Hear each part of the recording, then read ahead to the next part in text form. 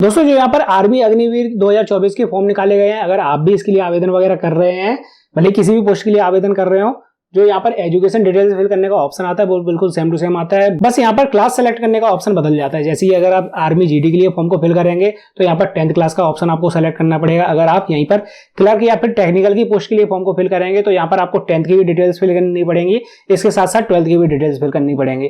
तो आज की इस वीडियो में आपको पूरी प्रोसेस बताने वाला हूँ किस तरीके से आपको ये डिटेल्स फिल करनी है ताकि आपके फॉर्म में कोई मिस्टेक वगैरह ना हो। तो वीडियो शुरू से लेकर आखिरी तक पूरा देखिएगा। और दोस्तों चैनल पर अगर पहली बार है तो फटाफट कर लीजिए चैनल को सब्सक्राइब, ताकि फ्यूचर में भी आपको ऐसी जॉब्स और वैकेंसी से रिलेटेड जानकारी अपडेट्स वगैरह मिलती रहे। अब जैसे ही दोस्तों आपको यहाँ पर नजर आ रहा है, मैं डायरेक्ट उसी स्टेप पर आ गया हूँ। यहाँ पर आपको अपनी एजुकेशन डिटेल्स वगैरह फिल करनी है। तो सबसे पहला ऑप्शन है दोस्तों, आपको यहाँ पर अपना कोर्स सेलेक्ट करना है। जैसे मान लीजिए आप यहाँ पर 8th क्लास की पोस्ट के लिए फॉर्म को अप्लाई कर रहे हैं तो आपको यहाँ पर 8 की डिटेल वगैरह फिल करनी पड़ेगी। और अगर आप 10th क्लास की पोस्ट के लिए फॉर्म को अप्लाई कर रहे हैं, जैसे मान लीजिए आप जीडी के लिए पोस्ट को फॉर्म को अप्लाई कर रहे हैं, तो आप यहाँ पर 10th क्लास सेलेक्ट कर लेंगे। इसके साथ साथ अगर दोस्तों आपने यहाँ पर रजिस्ट्रेशन करते टाइम 12th वगैरह सेलेक्ट करी थी तो यहाँ पर आपको 12th का भी ऑप्शन देखने के लिए मिल जाएगा। अब कई लोग बोलेंगे भैया मैंने जो पुराना रजिस्ट्रेशन किया था तो वहाँ पर मैंने सिर्फ 10th क्लास सेलेक्ट करी थी, 12th क्लास में उस टाइम मेरे पास नहीं थी तो मैंने 12th का ऑप्शन सेलेक्ट नहीं किया था। अब मुझे उसको चेंज करना है तो कैसे करूंगा?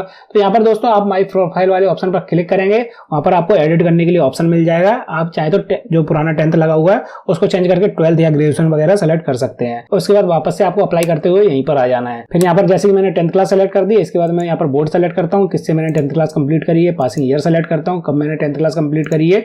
इसके बाद रोल नंबर आपको यहाँ पर डालना है, नीचे सर्टिफिकेट नंबर डाल देना है, इसके बाद ऐड कर देना है दोस्तों। अब देखेंगे नीचे यहाँ पर कुछ डिटेल्स आपकी जो आपने फिल करी थी वो सभी ऐड होकर आ गई होंगी। अगर आपकी कोई मिस्टेक वगैरह होगी तो यहाँ पर पेंसिल वाले ऑप्शन पर क्लिक करके आप एडिट कर सकते हैं।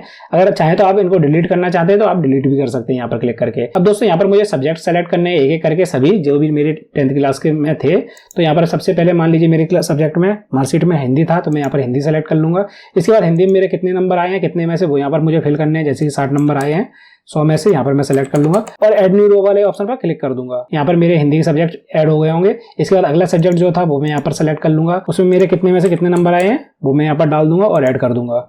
इसके बाद मान लीजिए मेरी मार्कशीट में संस्कृत सब्जेक्ट था और लेकिन यहाँ पर संस्कृत का कोई ऑप्शन नहीं आ रहा है तो आप यहाँ पर अदर सेलेक्ट करेंगे।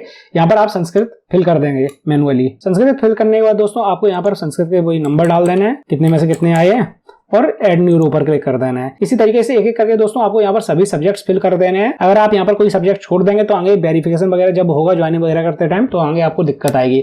अब कई बार दोस्तों कई मार्कशीट में जिन्होंने कोरोना वगैरह में की थी तो यहाँ पर डॉलर या हज वगैरह लग कर आता है। एमपी की मार्कशीट में तो आता ही है, लेकिन अदर स्टेट की मार्कशीट में आता है या फिर नहीं आता है वो आप मुझे कमेंट सेक्शन में बता सकते हैं। तो एमपी वालों के लिए क्या कर सकते हैं दोस्तों, मैंने पिछली बार इनसे कॉन्टेक्ट किया था आर्मी वालों, तो उन्होंने ये बताया था जैसे मान लीजिए किसी मार्कशीट में हज लगा हुआ है या फिर डॉलर लगा हुआ है लेकिन उसके सब्जेक्ट के यहाँ पर मार्क्स वो फिल करना कंपलसरी है। तो आप यहाँ पर दोस्तों मिनिमम मार्क्स फिल कर सकते हैं। जैसे कि आप यहाँ पर 33 डाल सकते हैं, भले ही उसमें मार्क्स वगैरह ना लिखे हो मार्कशीट में, लेकिन आपको यहाँ पर 33 फिल करना है। 100 में से आपके 33 नंबर आए हैं।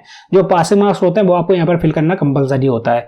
वहां से रिप्लाई आया था, वही मैं आपको बता रहा हूँ, कोई फर्जी इन्फॉर्मेशन आपको नहीं दे रहा हूँ। तो यही करके आप सभी सब्जेक्ट्स यहाँ पर फिल कर लेंगे। इसके बाद दोस्तों मान लीजिए आपने 12th की डिटेल्स फिल करनी है। मेरे में तो यहाँ पर 12th का ऑप्शन आ नहीं रहा, मैं चेंज नहीं करना चाहता, इस वजह से आपको यहाँ पर 12th का ऑप्शन अगर आ रहा हो तो वहाँ पर आप 12th सेलेक्ट कर लेंगे। उसके बाद 12th की डिटेल वगैरह इसी तरीके से फिल करके आप यहाँ पर ऐड कर देंगे। और उसके बाद 12th के भी आपको एक एक करके सभी सब्जेक्ट इसी तरीके से फिल करने के ऑप्शन देखने के लिए मिल जाएंगे।